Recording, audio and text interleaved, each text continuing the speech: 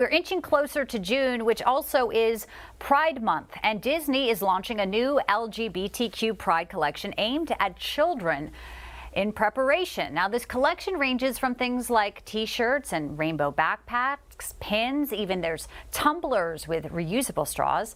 And the collection will extend to your pets, having collars and leashes for sale there. And a statement on the website does read this: the Disney Pride collection was created by LGBTQ IA Plus employees and allies at the Walt Disney Company, and basically goes on to say it's a reflection of their incredible contributions, that they stand in solidarity with the LGBTQ IA Plus community everywhere. And profits from the Disney Pride collection through June the 30th will also be donated to organizations that support LGBT youth and families. John. All right, thanks, Bianca. Let's welcome in our panel to discuss this. Republican strategist Erin Perrine's with us. Patrice Lee Onwuka, the director of the Center for Economic Opportunity at the Independent Women's Forum, is back with us as well, and so is retired NFL player and entrepreneur Jack Brewer. Patrice, want to start with you on this one. Is Disney selling out its core group? I mean, kids from the heartland of America, to appeal to a whole new demographic here? This seems like quite a shift in their business model. Well, John, good to see you and everybody today. I think they're digging deeper into this ideology and trying, to really think that they can push these ideas down to young people. I was just looking at this backpack thinking, I remember when the rainbow represented the promise that God made to us that he wouldn't destroy the earth by water again. Now it's been co-opted for a totally different reason. And Disney will see the backlash. And I think it's interesting when we see other companies that are now pulling back on this gender ideology and this idea of trying to make these children more woke when it comes to gender questioning. They're going to feel a backlash. And it wouldn't surprise me if this is the last time we see these backpacks used for this purpose. Erin, are you okay with Disney appealing to kids with this stuff? I can see this a little bit of both ways, only because there are probably children whose parents are Disney fans. They're Disney fans as well, and their parents might be gay. So for that portion, absolutely. But this does speak to the larger issue that we are seeing with corporations, and certainly with Disney, especially on the Don't Say Gay bill, where they are pushing indoctrination and falsehoods about what should be taught to children, what is taught to children, and what we should be speaking to children about. Children at these young ages shouldn't be having conversations about sexualization, about sexual identity. I don't understand why corporations and the Democrats seem so hell-bent on teaching children about sex when they are younger and younger and younger, instead of teaching them things like writing and math and skills that they will need to go on into middle school and high school. We shouldn't get distracted by this. They will continue to try to do this, but we need to stay laser focused on making sure we protect children going into the future and prevent indoctrination.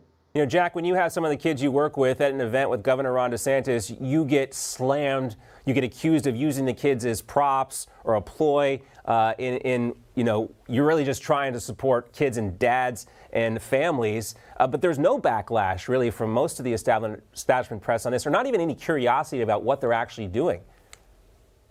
Yeah, it's such a great point, John. To see these two worlds collide and you can literally get slammed like myself just for standing up for not wanting kids to be considered oppressed or oppressors and wanting quality education for every kid and kids that get D's and F's to be uplifted by the educational system. I'm blasted for that. But now you can indoctrinate the kids. You're talking about the largest media organization in the world that targets children is now pushing LGBTQ and antichrist agenda. It really is a sad thing when you start to see it. But you think about ESPN too. Disney owns 80% of ESPN, and so their power and their ability to go into mainstream media goes beyond, I think, what many people realize. And I think this is just the beginning.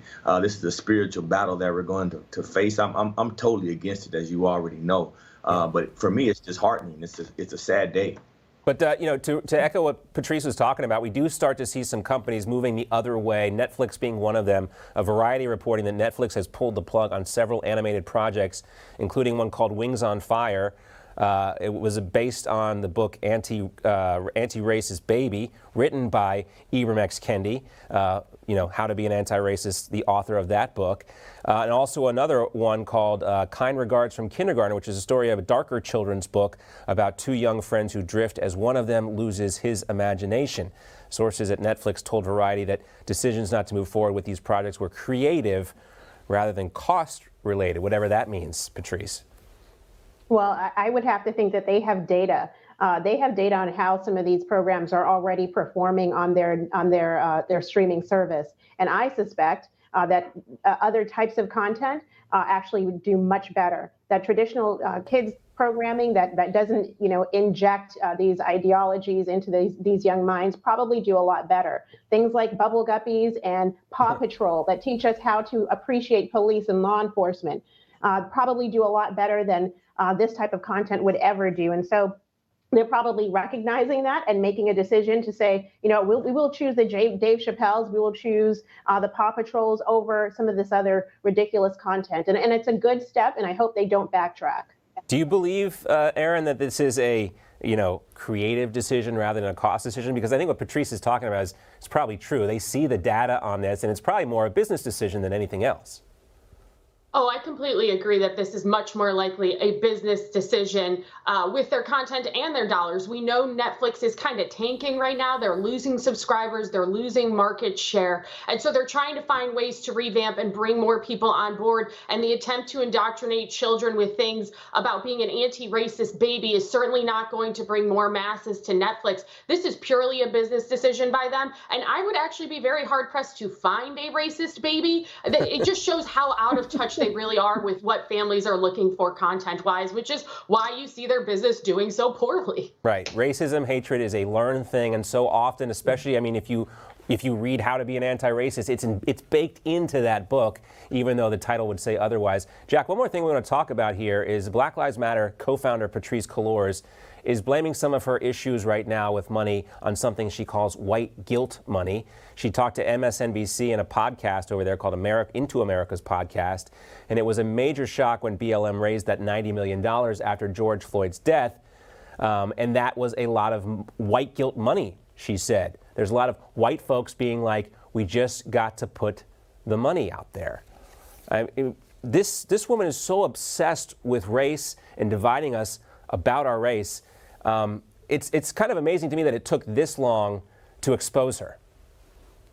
You're right. At what point? And you remember, even the families of some of these folks that have lost their lives, that this woman has gone out and raised money off of their slaying.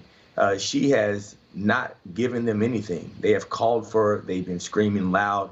And it just shows you what the liberal media is made of. Whenever you have the very victims in which are being used as props and their stories being promoted to raise funds, and this lady doesn't even do anything for them. And you see it every day. It's no different than what's going on right now. This past weekend, you had almost 100 people shot in the streets, inner cities across America, but you hear nothing from these folks. It's the same thing. They raise money off of going in and trying to push and promote an oppressor versus the oppressed mentality. And it's something that they figured out. They're paying their family members hundreds of thousands of dollars from these monies that they're raising. Something must be done. At some point, when is there a real investigation that's going to come in to stop this from happening in the future? It's just, we have too many underserved kids particularly the black community that are getting locked up every day, fatherless kids that can't read and write at their proficiency levels,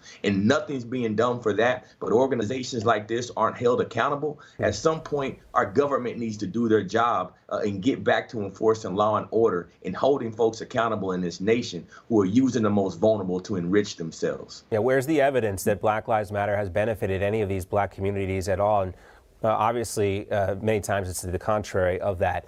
Great to see our panel.